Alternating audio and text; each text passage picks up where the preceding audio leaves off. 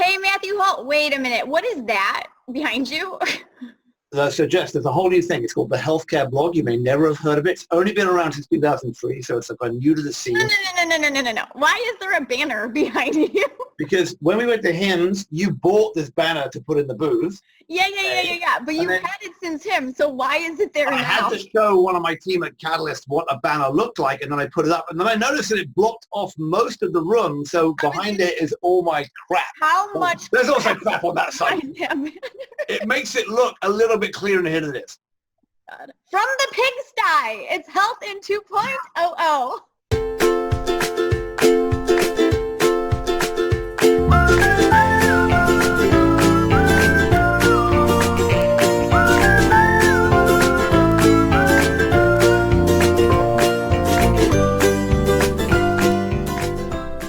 Oh my God, I love how you think that that's helping. No, if you can put something over the mess, there is no mess. Can we get off my mess and get onto the rest of the healthcare system's mess? Oh yeah, because that's so nice and clean right now. I know, talking about clean and messy. You know next week? Where are you going to be? Where am I going to be? Speaking of clean and messy, that makes you think Health 2.0. Well, there's Indu, she's clean, and there's me, and I thought you were referring to your relationship with him. Uh-oh. No, it's very clean. We really have to have this piece cut up. All right, go on. What do we do? So, no, Health 2.0 next week. So I'm looking forward to seeing many of my friends and acquaintances and people there. And, I hope you'll be there too. Of course I will be there. So what's exciting on stage? I know what I'm most excited about. That's not you're running a panel, right? No, and that's not what I am, but I'm not most excited about that. What I am most excited about is the 3 healthcare executives session, because Glenn Tolman is getting interviewed by Jonah Comstock, which would be awesome. But even better is the return of Jonathan Bush being interviewed by him back for the first time since the whole calendar. And I'm going to sit there and I cannot wait. Are you live heckling that bit? Oh yeah, I'm live heckling the whole thing, but that part in particular, I feel like it's going to be. That'll be good. Just in case anyone wants to know, Jonathan is up to something. We're not quite sure what to tell us more, but he doesn't have any fetters, right? He's not even the CEO of a publicly traded company anymore, so he can say what the hell he likes, which he pretty much did anyway, but it's going to be great. No, but it's I'm not sure I will actually say a damn thing in this interview. Just let him go. Which is why I'm so looking forward to it. Really. I am. That is one of my favorite bits. I'm doing, obviously, because I'll speak with Indu. I've got a panel on insurers. I've got a panel on sort of with folks like Salesforce, Don Raka, Aetna, Apple, talking about their thing, the new demo from the Quill demo from, which is like the new thing between Comcast and Independence Blue Cross. Yep. You had them on stage, or the people about that at AHIP's Consumer Experience. AHIP, right? And then Indu's got a whole bunch of stuff on consumers. She's doing the unmentionables. It's a whole gang show. That great. I know.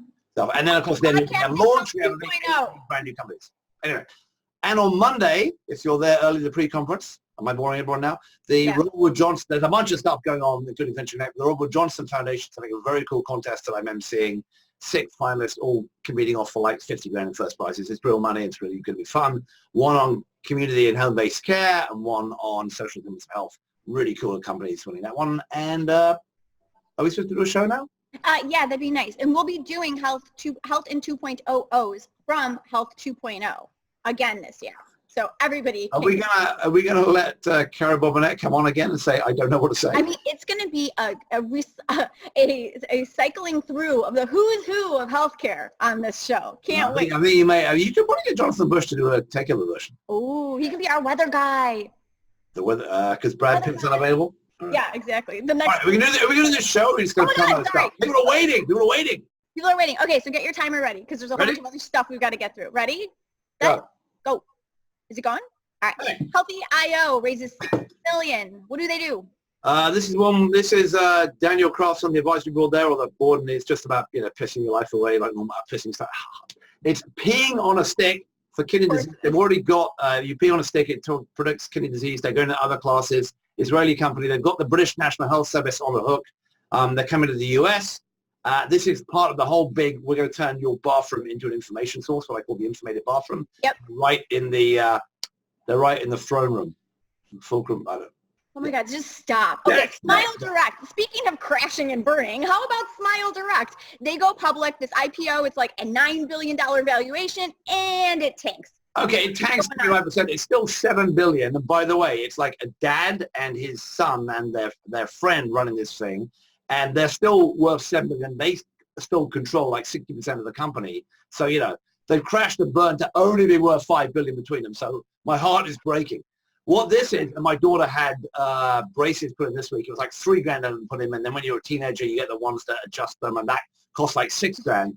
They'll do it for like $3,000, and you take a photo and you send it to somebody in Mexico.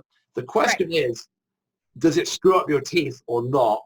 And if it does, there'll be a bunch of lawsuits.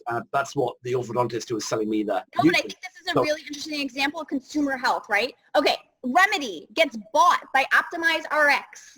Okay, my friend Amir Kishon, and not there anymore, but I have a friend Lucy when I was been there forever. They have a do-it-yourself digital therapeutics thing. They sold it for $16 million, which is okay. It's a big earnout. Said that they might earn another $30 million if they earn it out, if they get it right.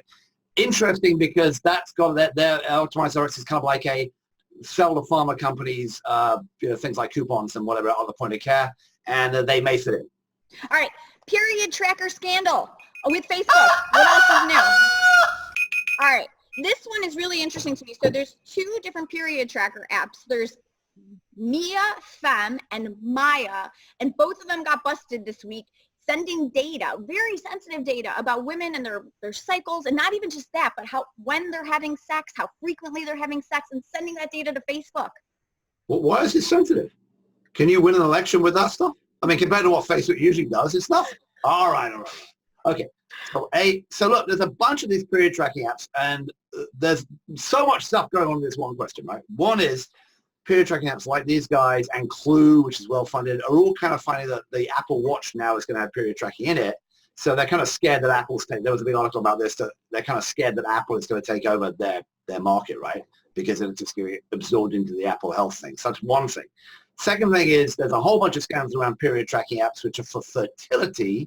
You know, can you get pregnant? The other inverse, natural cycles, right, which says you can figure out how to not get pregnant.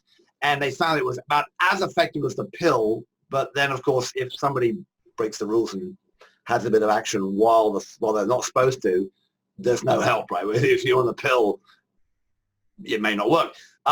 That's sort of half the deal, right? Where is that whole market going? How much is there a market for period tracking? Why is this data being shared with Facebook? Like, what is the integration there? Facebook. Well, it was something to do, I think, I don't know precisely. It was something to do, I believe, with them capturing, you know, the login information with Facebook and connecting it to Facebook's OAuth. Now, what was shared back and forth and what they told Facebook and what in one case was you had to go to Facebook. If you wanted to get it free, Facebook would send you ads.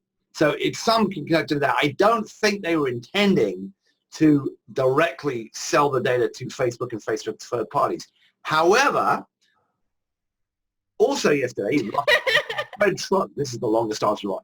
Fred Trotter is back with another update on the SitGo attack, which is the Facebook groups that anybody can get into, and then anyone can download all that information, including name, email address, condition, location, a bunch of other very sensitive stuff.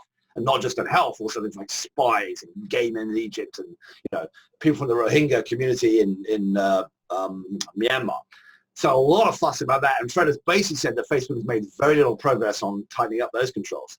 So the whole where your data goes in healthcare and who looks after it is a big deal. And this is going to go further because we've got now Epic and, you know, doing stuff with its customers, selling data about what they've gathered, theoretically de-identified. And the same thing's happening with Google, who is being sued by a bunch of people because they're working with the University of Chicago and they're taking data. And people are saying, no, you can re-identify me because if you knew enough about my health conditions, you wouldn't need to know my name. So this is a big, you know, there's lots of pieces in this pie about this one period tracking app. So yeah, these two or three period tracking apps probably don't matter. But the fact that, you know, Apple is getting into this world on the watch, and then Facebook's got its issues with data, this is going to run and run, and we'll be talking about this for a long time. I think it matters in the sense it's like, where's the line? You know, the lines are just being crossed all over. But if you go back to that great article that Susanna Fox, James Harrison Kahn, and Lisa Sinan wrote, the line has got very blurry. Right. 10 years ago, and by the way, we now exceeded the 2 minutes for a long time. 10 years ago, you could say, look, they're starting to identify data. It's okay. Now you can re-identify that data if you just know enough stuff about what's going on with that person. You can match data records. You can do all kinds of stuff. Right. And we know for sure that in the realms of politics and other dubious commerce, people have been taking data from Facebook elsewhere and doing really shady stuff with it, right? Yeah. And Facebook is still not faced directly. They paid a $5 billion fine, but have they paid it yet? They didn't find it, but they haven't really faced that reckoning, and Zuckerberg is still dodging showing up at the European Union, the Canadian Parliament, and whatever. So this will run and run. The healthcare part is yet to be seen, but I would recommend people read Fred Trotter's article about the latest on the SIGGRL attack. Definitely. SIGGRL attack, and go from there. Right, did I say enough, or do we want to talk more? Oh my God, could you have said any more? I don't think so. Like, I stopped listening like at least 3 minutes ago. Thank you for your attention to the show. I look forward to seeing you in person and hearing you blah, blah from stage so that I can heckle that. Thanks to John Lynn over there who had a great idea about filming that live and broadcasting it so people can watch my Twitter feed for that. I'm at Justamasa, or you can follow along with the big guy at Bolty Boy. I'm sure he will be tweeting probably about himself and how great he is from stage while he's talking.